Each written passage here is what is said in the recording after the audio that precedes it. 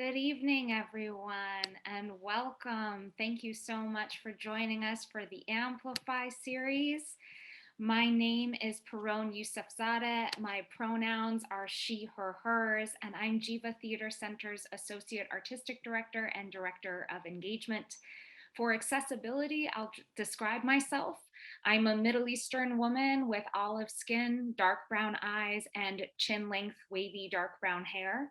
I'm wearing a gray shirt with a black blazer, clear glasses, and hoop earrings, and I'm sitting in front of an upright piano.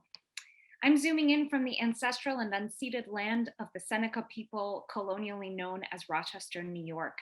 I want to take a moment to pay respect and give thanks to their elders past and present who have stewarded this land for generations, and to acknowledge the additional environmental impact and carbon footprint created by the technologies and structures we are using here to gather virtually tonight. If you would like to acknowledge the native land where you reside, feel free to do so in the chat. You can use the resource that I'm going to pop in here just momentarily, native-land.ca. It's a great resource. If it's new to you, enjoy.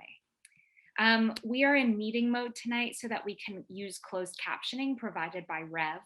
And since we're in meeting mode, I'm going to humbly ask that you keep your cameras off and your microphones muted so that we can keep our focus on our panelists. Feel free to amplify something you heard that you loved in the chat and keep your questions flowing there too by typing question in all caps, followed by whatever you'd like to ask. Thank you for doing your part in ensuring that the conversation flows smoothly. All of us at Jiva were so inspired by the Rmsc's Changemakers exhibit, which you still have time to check out before it closes on May 16th. This beautiful exhibit is a reminder of the incredible richness and history of activism and advocacy here in Rochester, and the fact that our changemakers are not just part of our past, they are a vital part of our present.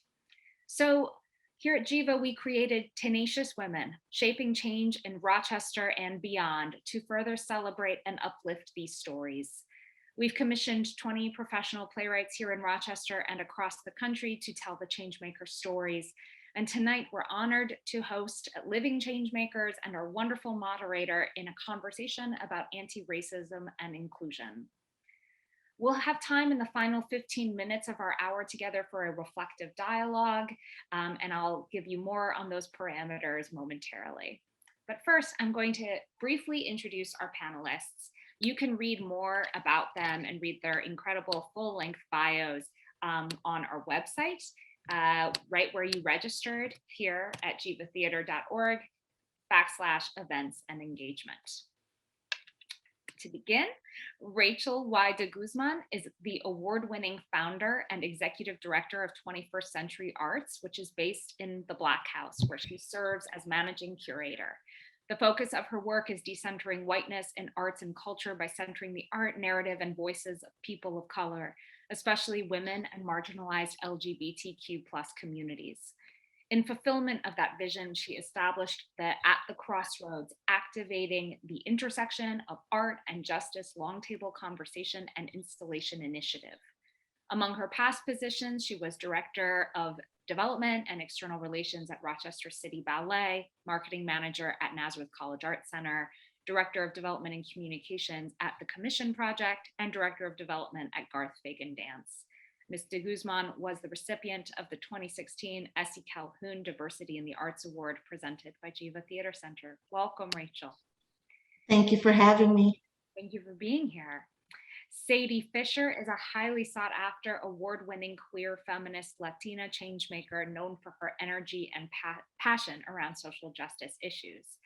Ms. Fisher has founded and supported many community initiatives, including co-founding Ambush Rochester, a social space for queer women and their allies, leading the redesign of the United Way's Pride Leadership Development Program and serving as its first chair, and serving as one of 21 commissioners on the inaugural Racial and Structural Equity Commission.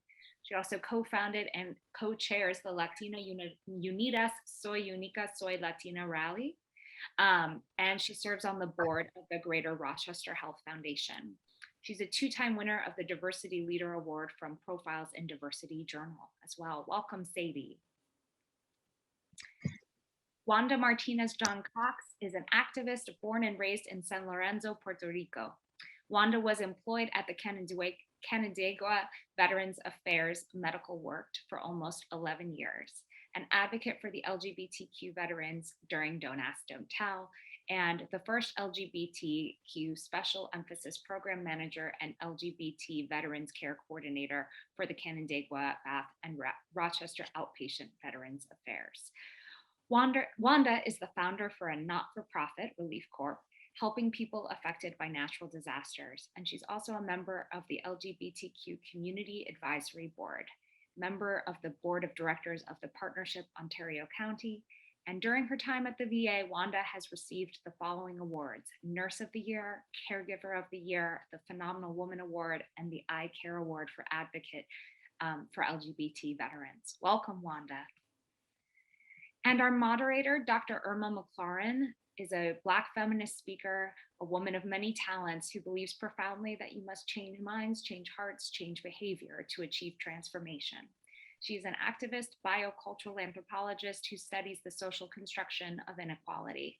McClaurin is the founder and senior consultant of Irma McClaurin Solutions, a business that is focused on leadership and organizational development, diversity and change strategies, authentic community engagement practices, and research and evaluations. McClaurin seeks to find immediate and sustainable solutions to emergent and urgent issues and offers support informed by past experiences as a president of Shaw University and chief diversity officer at Teach for America. Dubbed an academic entrepreneur, she has held numerous executive positions that include grant making and fundraising. Welcome, Dr. McClaurin. That's it from me, my friends. I'm going to head backstage. I'm going to listen and learn and enjoy the show. And I will send it to you, Dr. Irma. Thank you so much. I am Dr. Irma McClaurin. I go by Dr. Irma.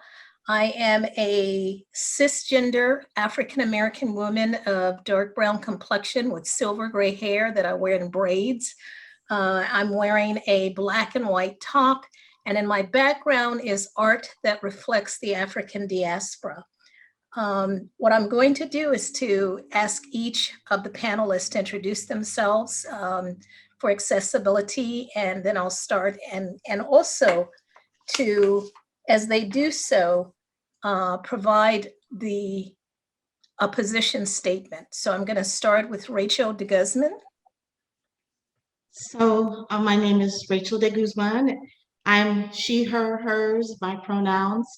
I'm a light brown woman who has a blue dress on and is in the Black House, which is my space where I present work. There are a lot of lights around there. There's a fireplace behind me and some plants and a big fire door. We've been asked to start with how we came to work at on anti-racism and inclusion. And I frame the work that I do at that intersection of art and justice being anti-Blackness, anti-racism, intersectional racism, meaning that it intersects with, as when Perone introduced me, with gender, with sexual orientation, with class. But certainly the focus of my work has become anti-Blackness, and mostly because it seems to be the most divisive and the most focused form of racism and exclusion in our country. Now, on an intersectional basis, that can mean that some Black people are the recipients of a more focused and oppressive discrimination, such as trans Black women. But I think we need to really focus on anti-Blackness because when we start talking about anti-racism, it takes on many forms, and all of those forms are valid, but anti-Blackness kind of gets washed under the rug and is invisible. Not as invisible certainly as Native justice, but certainly anti-Blackness in this country is prevalent. And so what did that mean for me in my career? My career was, has been for the last, since 2001 in arts and culture. And I started out in arts and culture from an institutional standpoint, working for different organizations, and found that if I really wanted to make change in the community and really foster greater equity, that it was probably more important and effective for me, not necessarily everybody, to do that from the outside and in collaboration with other sectors of our society. I think that the first time that I really started consciously focusing on anti-racism in the arts is that I thought that I think art is so important to our society that it's one of the most effective ways to affect change. And so I'll step back. I thought we were doing our position statements at this point, but I'll pick up later after Dr. Irma brings us back in. Sorry. That's okay. Sadie, if you can just give us a brief position statement and then some of the background we're going to come back around to in the second round. Sounds good, Dr. Irma. Rachel, thanks for going first. It's never easy to be the first panelist in line. My name is Sady Fisher. My pronouns are she, her. I am a light brown, proud Latina that immigrated from Honduras with my family when I was very young. I have an asymmetrical haircut and I'm wearing a white and teal striped shirt. I'm in my bedroom so that you all don't have to hear my 6-year-olds arguing downstairs. So excited to be here. In terms of a little bit of my position in terms of thinking about this work, I really do believe in approaching this work from an intersectional perspective, as similarly to what Rachel was talking about earlier. For me, I really look at the intersections of gender, sexual orientation, gender identity, and how race and ethnicity intersect and interlock within all of those various identities. For me, it really is about helping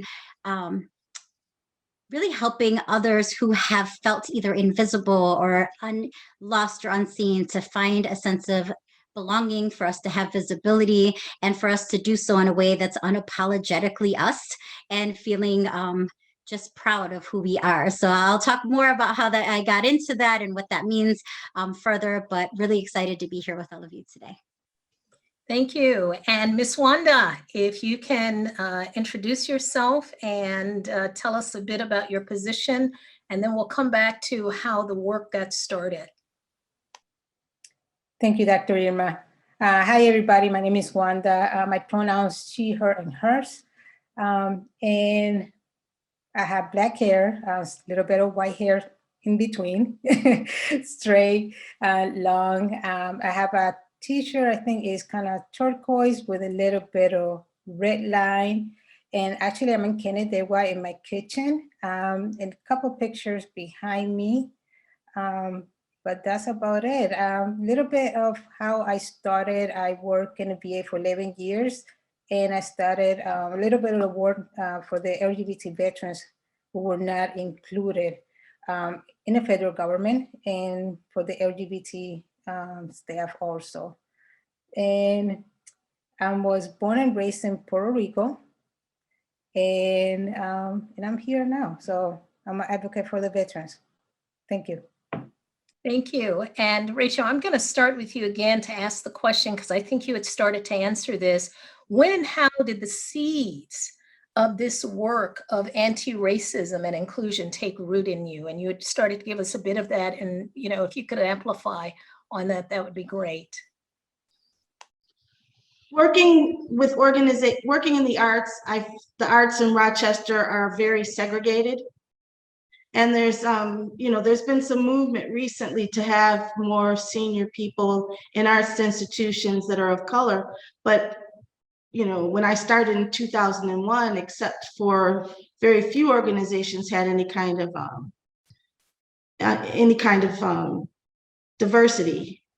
And I found that when I left one organization to go to another, that a lot of the important work that I had done in diversity and inclusion And that's what the frame was at that time. It wasn't so much equity, but diversity and inclusion at that point left. It stopped. The programs that I started stopped and they left with me. And that was very disheartening. You work very hard on something and you really think that the institutions that you work for has embraced that type of that type of change and embraced a broader group of the community. And it really doesn't seem to be so unless you're there spearheading it. And so it really made me start thinking very analytically about that. But it really was in Detroit at the Sphinx conference when I went to, this must have been 2013, when I went to the Sphinx conference and they started, it was this huge elaborate conference with diversity experts from every part of the field. The creators, So You Think You Can Dance was there. I mean, it was pretty much a heady group. I'm the only one from Rochester. There's only one other person from Western New York there.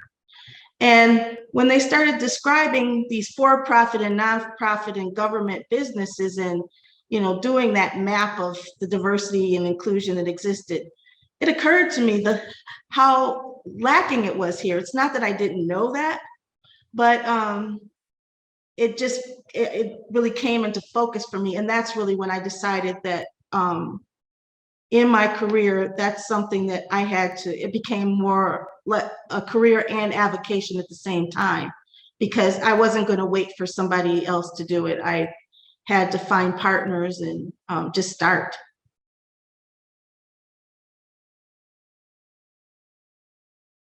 You're muted. Yes, great, thank you. I think what I'll do is just so that as I get to people, just give a little bit of background about myself as well. I'm 69 years old, and so I've seen multiple iterations of what we're talking about now. The language has shifted from affirmative action to multiculturalism to diversity, then diversity and inclusion, more recently diversity, equity, and inclusion. And that's diversity, equity, inclusion, accessibility, and intersectionality. And I would say, regardless of what it's called, I've been an activist for equal access and opportunity since I can remember. I'm first generation college attendee. I've always championed the proverbial underdog, which included people like me who are racialized and who carry the history of 300 years of enslavement and 150 years of legal segregation in our memories, in our bodies, and in our genes. I'm a product of the rape of Black women under slavery, a child born during enforced legal racial segregation, a product of separate and equal and unequal education, the beneficiary of the civil rights movement, a witness to the failure of integration, and now an advocate and champion of DEAII, and I would say with all of its faults, but also I consider myself a slayer of inequality and oppression wherever it rears its ugly head. So I'm gonna switch it around a bit and ask Wanda if you can just tell us how you came to do the work that you do. I think you're the youngest among us. Am I? Possibly. Everyone is younger than me, so certainly. Okay. Sadie, I'm throwing you under the bus.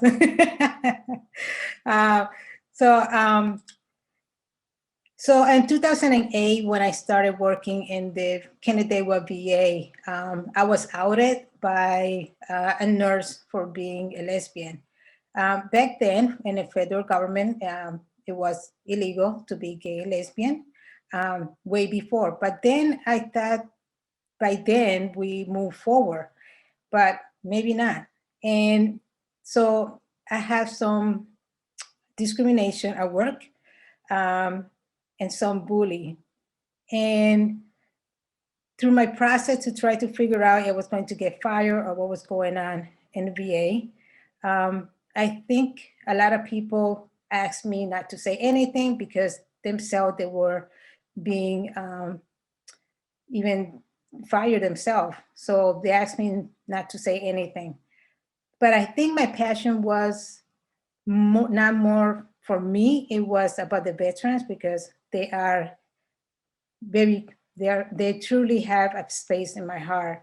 And I was wondering if I was being treated that way in the VA as a staff, for being lesbian, I was wondering, as a hospital, a medical place for veteran, how the LGBT veteran were taken care of. And that was how I started getting more information, policy, and it, with the don't ask, don't tell.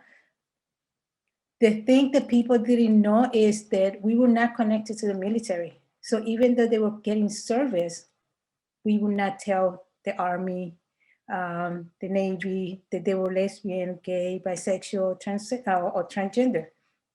So it was a lot of fight from the upper management to show policy, show law that this was owed, because we were just providing services.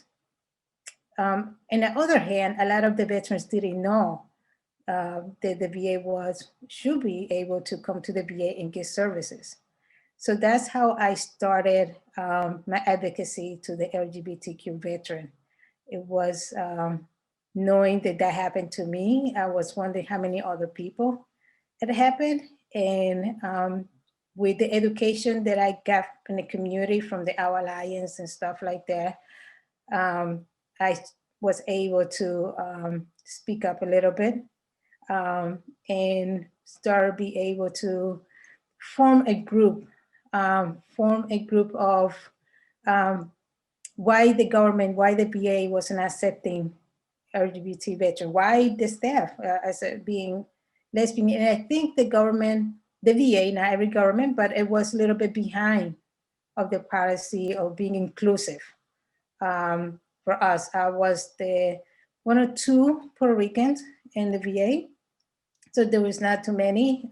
So I think it was ready to do a fiesta to show a little bit of inclusive and us as a Latino also working in the federal government. So that was how I started my advocacy and my fight with the LGBTQ veterans. And I still doing that work with the veteran outreach in the community because I believe that if they serve everybody, we should be serving everybody.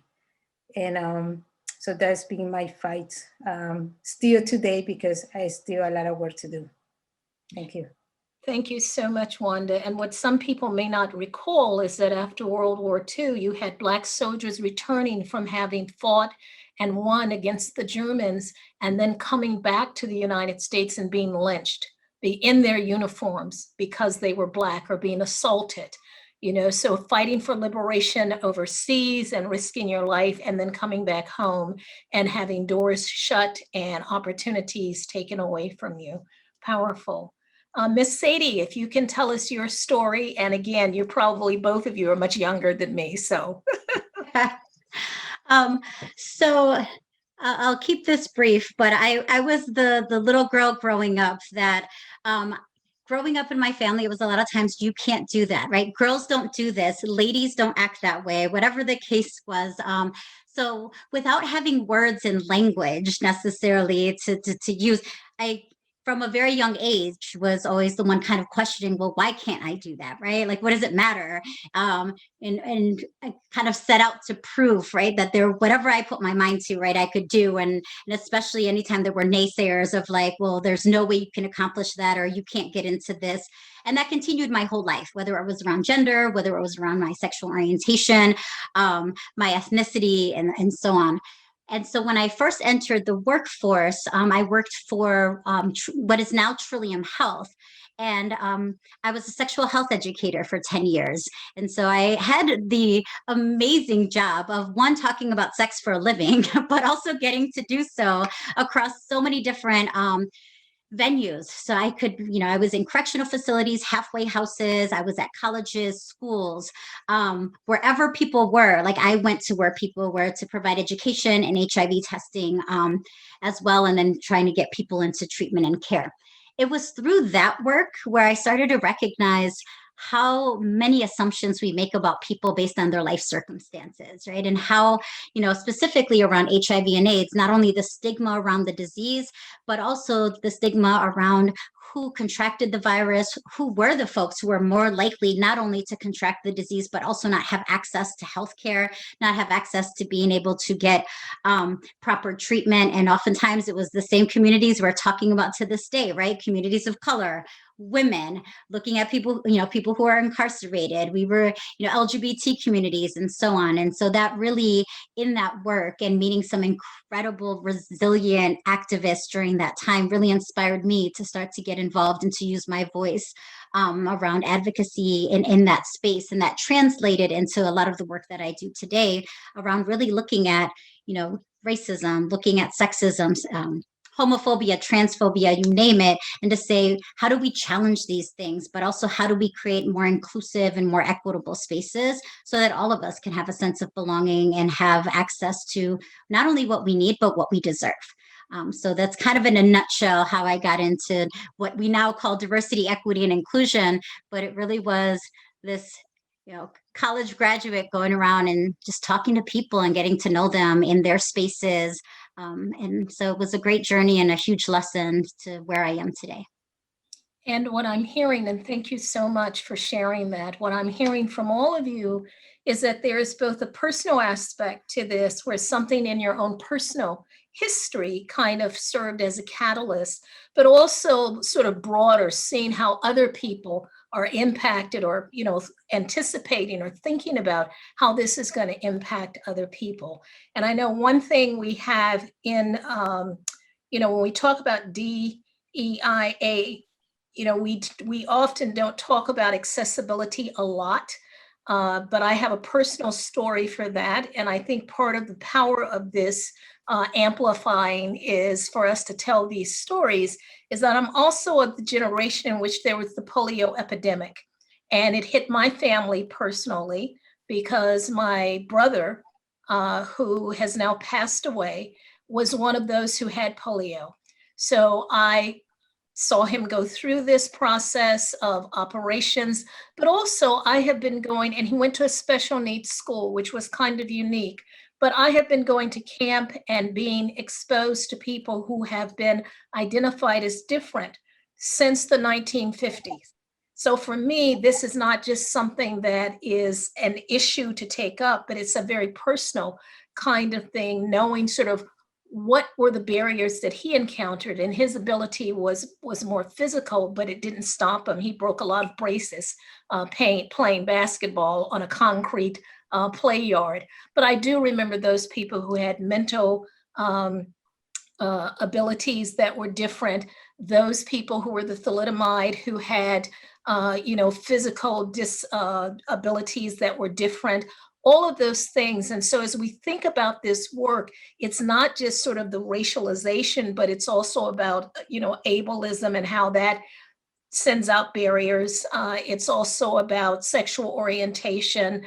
We know that religion has now become one of those intersections that now impacts people's lives. So I'm going to ask you all to think about what is meant by to do the work. And in asking that question, I wonder if you all could share with us a story about how the tenets of anti-racism and inclusion inform the work that you do. And Wanda, you've told us some of it, but you may want to amplify that. How do you manifest it? And in other words, what do these concepts mean to you in your work? And Rachel, if you could sort of talk with us about that a bit. Yes, I'm sitting here, and behind me is a photo of Toni Morrison. And I'm reminded that she said, if you find yourself to be free in any way, it's your responsibility, I'm paraphrasing, it's your responsibility to free somebody else. I think that's the core of what I do. I found myself when Sadie was speaking, thinking of little Rachel, the same way, doing the same thing. And then I think of myself as a mother. So certainly from a professional perspective, I manifest that work, but I'm also manifesting it through the exposures of my children. You can't change the world and raise children and not actually be active when they're young and having them think differently and really view the world inclusively.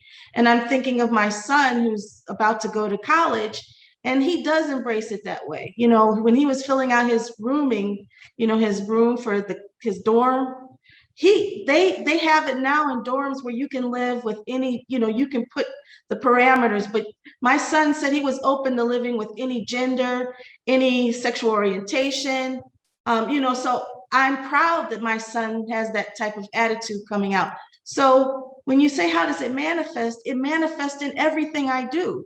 I don't know how to separate it from that is professional, that is creative, and that is living my life.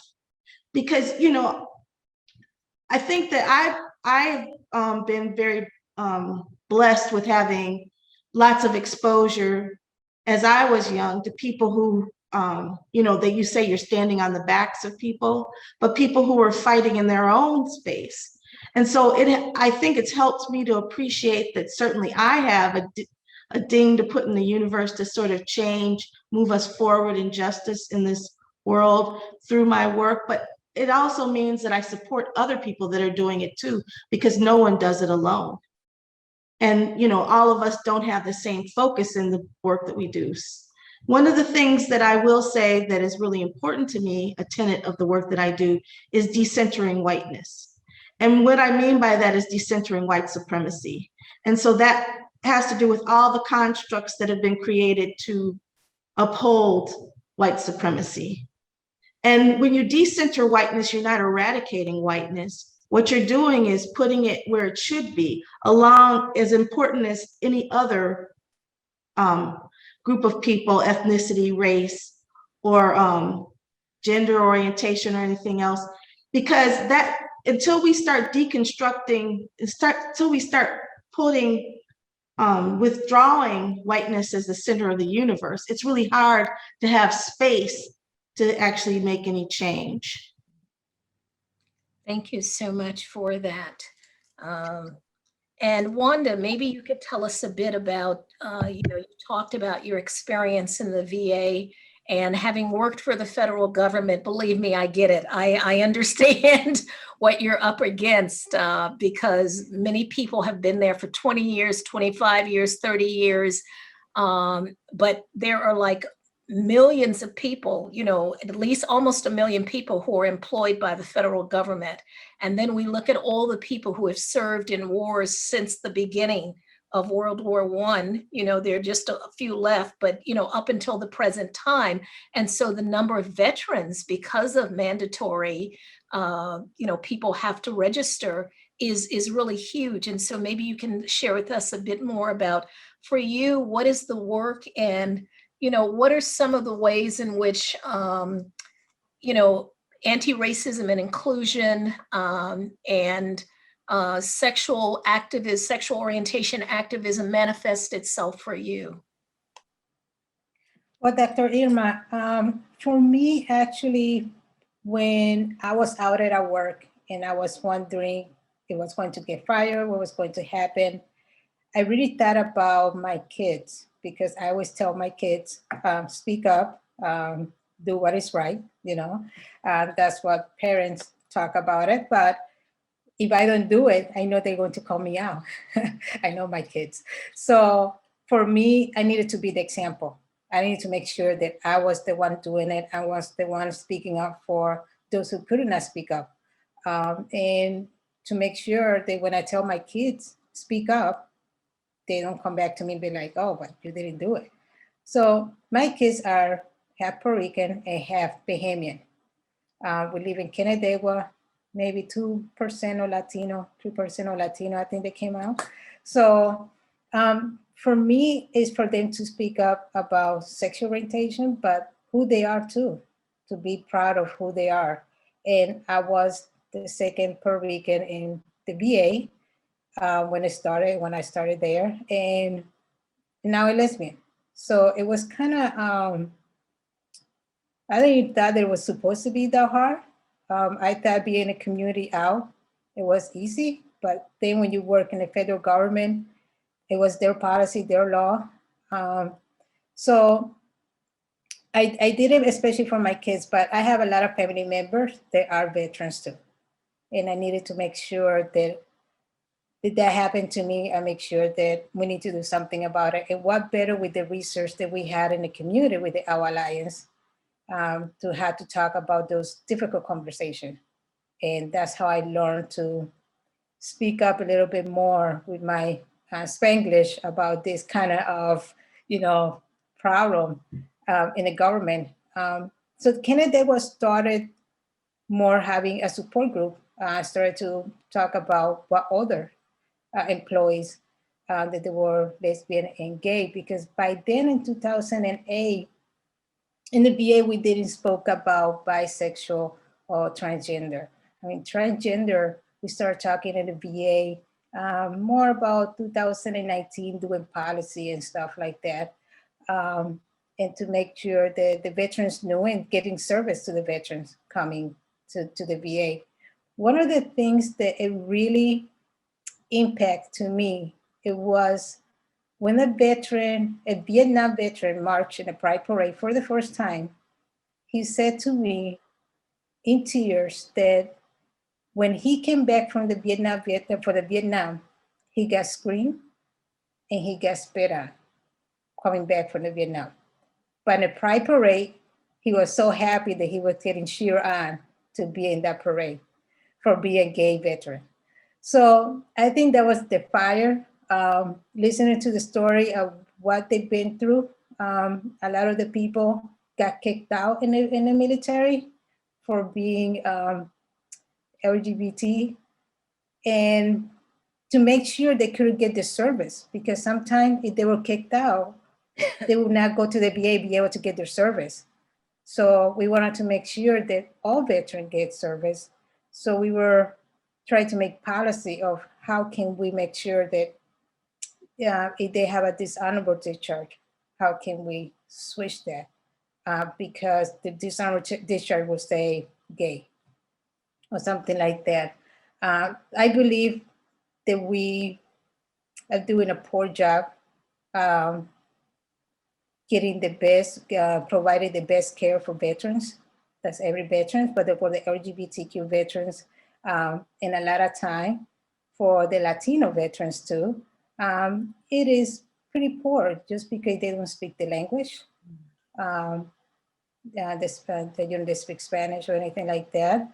I even see it myself with veterans that, from Korea or something like that. So I think we need to do a better job. And I think that's what got me really as an advocate to say, wait a minute, when my uncle left to the war, he left his family, he left his home, he left everything to fight for this country.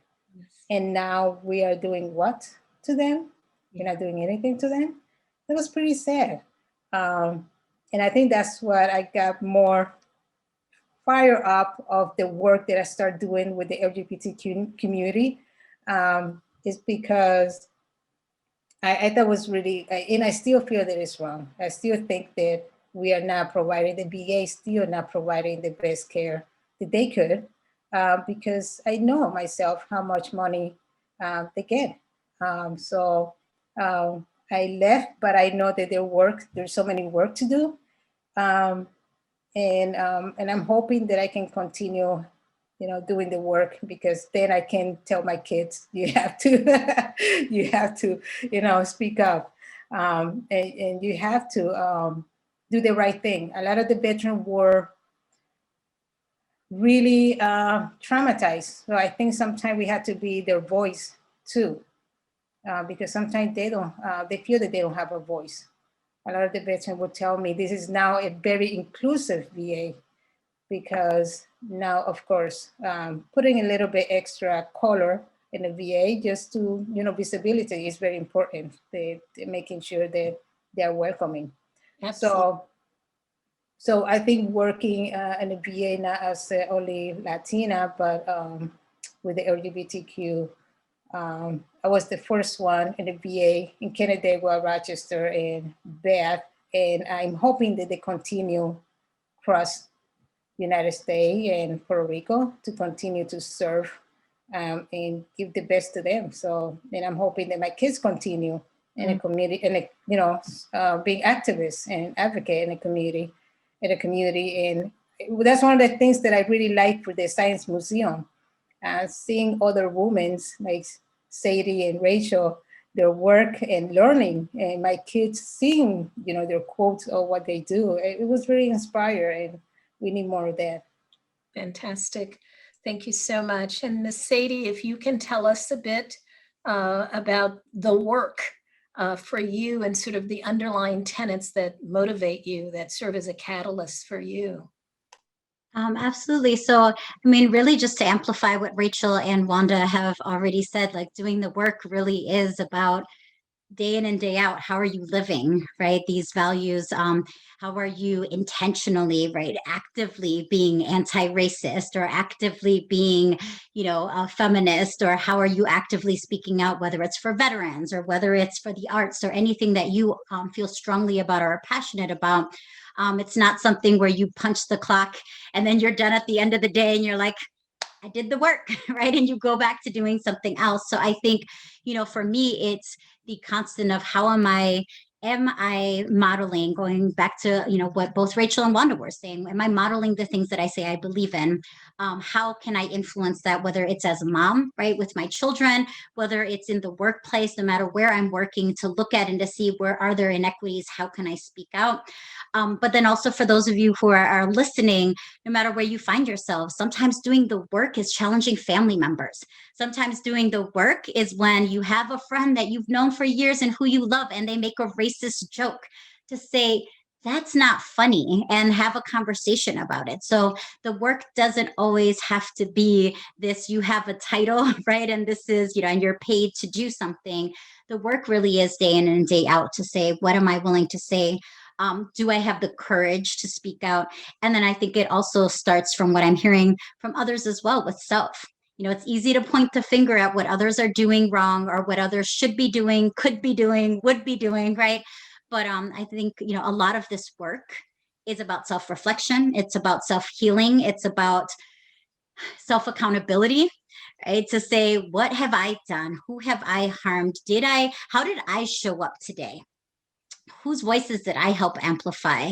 Were there moments where I didn't? Did I take up too much space, right? Were there spaces where maybe I created harm throughout the day? And then how do I make those things right? So in, my work, and I use that term loosely, it's everything. So the language, the word choices that we use, right? All of those things are ways that all of us have influence. And I love earlier when I love quotes, but I will just leave with this one in terms of, right, we have one world, if you will, we all have influence. And so there's this quote that's like,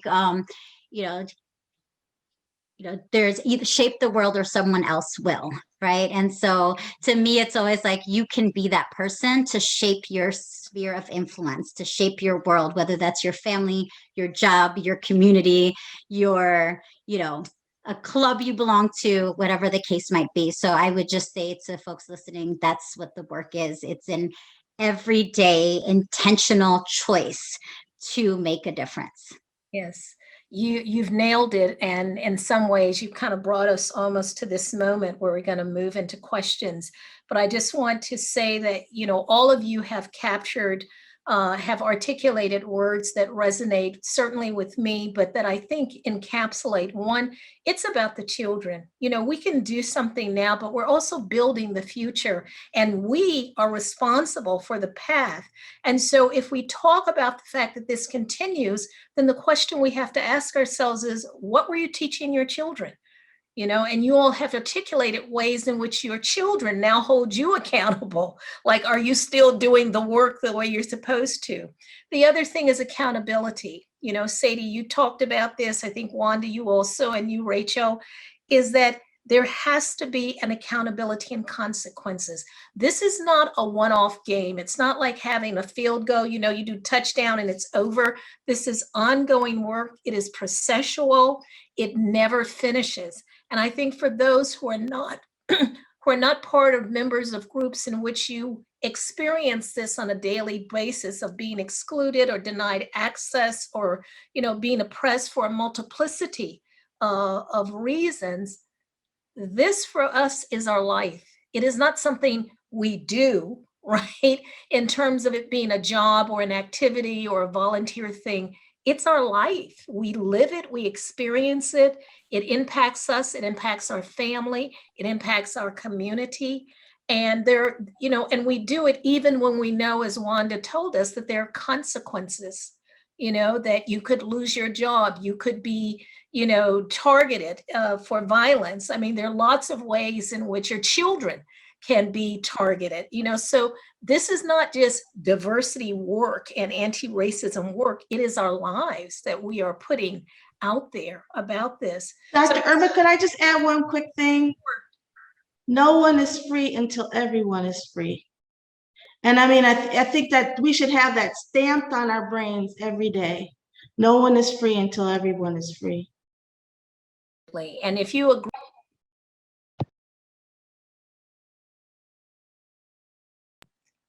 with that, just put up your hand and clap so we can see that. You can clap in the options.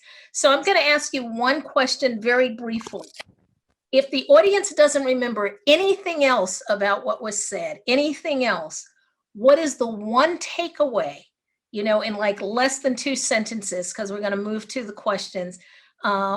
What is the one takeaway you want them to have? Rachel, quick. This is like a rapid fire.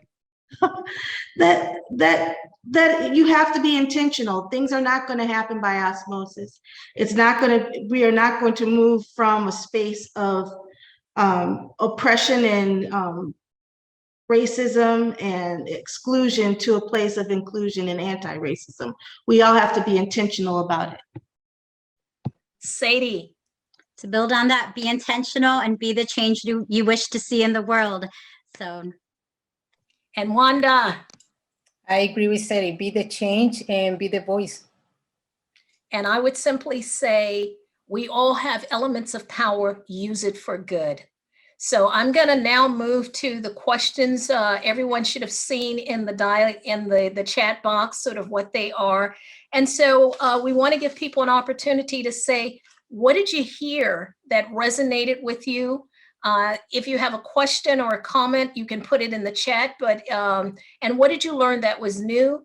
And is there anyone who wants to add to the conversation, who feels that they have a particular take that they think they'd like to share? If you can jump in, Perone, and tell us what the process is, do they just raise their hands or can they unmute? What's the next step? Absolutely. I would say whatever folks are comfortable with. If you want to unmute, you know, just, I would say use the reactions first, the raise hand function, just so we can get a running order. Otherwise you can feel free to put your thought or your question in the chat and we will make sure we lift that up. Thanks. So this is the opportunity, everybody. Let's do it. Jump in, tell us, ask us, what did you hear that resonated? If you have a question, put it. Did you learn something new? Would you like to add something? Someone just wrote Melissa, modeling anti-racism to my kids particularly resonated with me tonight. Yes, absolutely. Because how else will they learn if they don't see us doing it, right? So yes, absolutely. Others?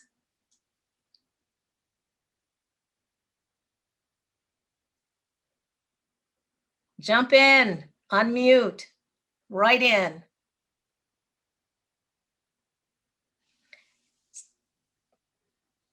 Perone, it resonated with me when Rachel said there isn't a separation. Me too, I encourage my children to call it out, especially with their peers. So we have to make them advocates and activists even now, because for Black children, it's not a choice. You know, they have to take. But see gallery view and see if you That's saw. what we're in gallery view, Jimmy. I don't want to speak with you. Okay, we have someone who's not muted. If you have to speak, just tell us who you are and jump in.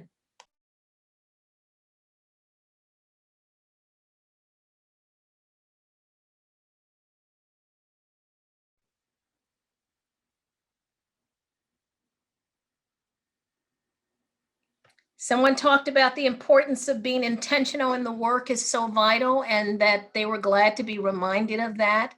Other comments? Again, feel free to unmute and jump in or raise your hand.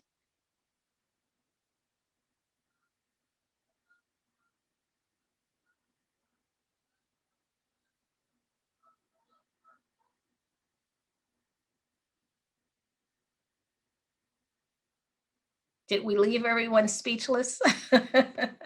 So someone asked about where does the joy or a sense of accomplishment come from this in this very difficult work? It's so hard and fraught with missteps. Is there any joy that comes from it? And I don't know if people want to answer that. So Rachel? I would just say that I don't know if there's joy there, but satisfaction. I mean, you just like doing anything that's really important. But you have to have time for self-care and really understanding that just because you're in a struggle doesn't mean that you can't experience joy. I mean, I think that those two things can go together. And I think that for people who are the most marginalized, they have to go together because you'd have no joy in your life otherwise. But, I find a lot of satisfaction and fulfillment from the work that I do. And sometimes it's very heavy. And sometimes I need recovery time between things I do. Sometimes I'll have done something and I'll just be totally wiped out physically, even from the experience of doing something, but I also continue to do it. So it must be bringing me some satisfaction and feeling like I'm doing something that's needed and important. And I think it's important to understand that we think about joy. If you have privilege, you think about joy in very different ways than maybe people who live with depression. It's not like we live our lives and wake up in the morning and go, oh, I'm so oppressed. That's not how it works. I'm a writer, I'm a poet. And when the spirit hits me, I can be writing about love or passion, but I can also be writing about oppression. I think if you look at the history of oppressed people in this country and worldwide, some of the most remarkable literature and music has come from people trying to find ways to talk about the experiences. And not all of it is sad. We're not sad people. Some of it is also filled with joy that, one, we are resilient, that we survived, that we are doing this work because it's necessary, even if we know there are consequences. There's a concept called liberatory consciousness, in which we also are engaged in that. Wanda, Sadie, any comments on that? I started putting it in the chat, but I would just say, to piggyback on what Rachel said, right? Knowing that you're having an impact. For many of us, this becomes part of our passion, part of our motivation. It's what, at least for me, it's purpose and what drives me. So the joy does come in those moments when you've recognized you've planted a seed, or that moment when someone comes to you and says, I had this moment and I spoke out, right? Or I had the courage to do something. And that in some way, even if you impacted one moment, one person, one situation, to me, that brings me huge joy to know that there's some impact. And I've learned throughout the years to celebrate the successes along the way. As you said, this fight is not a one and done. It's an ongoing journey. It never ends. But that also means that there is success along the way. And so we have to learn to celebrate those milestones, celebrate that movement, and sometimes hard to do, but I also find joy in surrounding myself with people who are brilliant and oftentimes much smarter than me, like this incredible panel. So I learn, right, from others. So, and that's also just very affirming in this work. Wanda, anything to add? I agree with Rachel and Sadie. It is a lot of work, but it's really joyful when somebody, a veteran, would tell me, oh, I get the paper, now I can get service in a VA because they switched my paper. Or I get now service, or now, I can go to the VA and be who I am, and I'm okay. Doesn't matter how I'm dressed. I have veterans that says, I wear my rainbow shirt in the VA and I'm so proud. But at the same time, for my kids, it is very joyful to have my kids like marching in the Pride Parade with me, marching in the Puerto Rican Parade with me. And I'm pretty sure they don't see it now, but I will have this memory forever, that they are my biggest ally, my biggest support. And Miss Wanda, you just got a shout out from William Mosley, who's a veteran, and says, thank you for your work. There was also a good question about, for people for whom this is work, and I think it's really important to understand, for us, it's our life. Okay, it's not work. We may do programs and activities, but it's also a lot deeper than that. But the question was for people who are just starting this work, any suggestions of how do you get started if you want to do something? You know, it's kind of like that. If you see something, say something. But if they decide they want to do something, you know, what are some of the options? And some people listed a book. I think that I think you have to be humble as you approach this work. I think sometimes people read a book, which you should read a lot of books. I wish you could see the books I read. I read a lot. I learn a lot from other people, but you have to be open to learning and understand that this is not something you study and you're done. You know, in order to understand how to connect with people and how to put a ding and collaborate with other people on anti-racism, anti-exclusion work, you have to be willing to step back and let someone else lead. Step back and let someone else speak about something that they have more experience with or that they have more learning with. And even if you have a lot of learning, understand that it's a continuous process. You don't learn something and then it's finished, because we're learning all the time how to be a more humane world and how to treat people who have been silenced and invisible. So just be prepared to be open and to humble and to learn a lot, you know, because that's the thing that I see a lot of people jumping from, I read a book to I understand this. And I wouldn't even claim that. And I've read a whole lot of books and had lived experience. And I would add to that, someone did have a book, suggested a book called Waking Up White and Finding Myself in the Story of Race by Deborah Irving. That's in the chat. And someone else talked about role modeling was very important for children, and that First Lieutenant Shauna O'Toole, who said, my son has now started talking about being authentic, a term I use when I'm out talking about being trans. So authenticity, it's not just doing it, but it's the authenticity.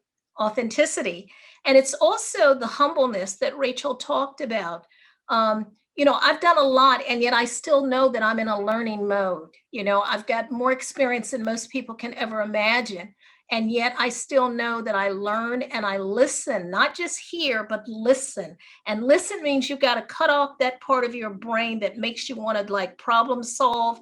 You have to really just like suspend judgment, suspend wanting to have an answer to everything, and really listen, you know. And sometimes it's right next door, it's right in front of you. It's not out in conferences like this, but just walking down the street.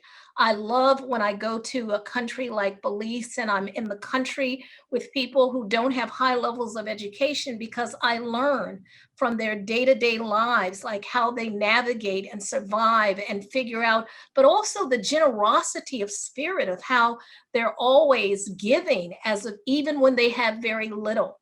Right? And never asking. And those are things that we forget to look for. It's there, but we can see it in other places. We don't often look for it here. People are thanking us for the program. We're glad we got it. Any final words? Someone said all good habits just take practice. Practica, practica, practica, right? So final words, I'm going to ask each of you to say a final word. We'll start with you, Wanda. Final word, short. Well, thank you everybody for allowing me to be here. But like Sadie said, be around positive and people you can learn, because we always can learn every day.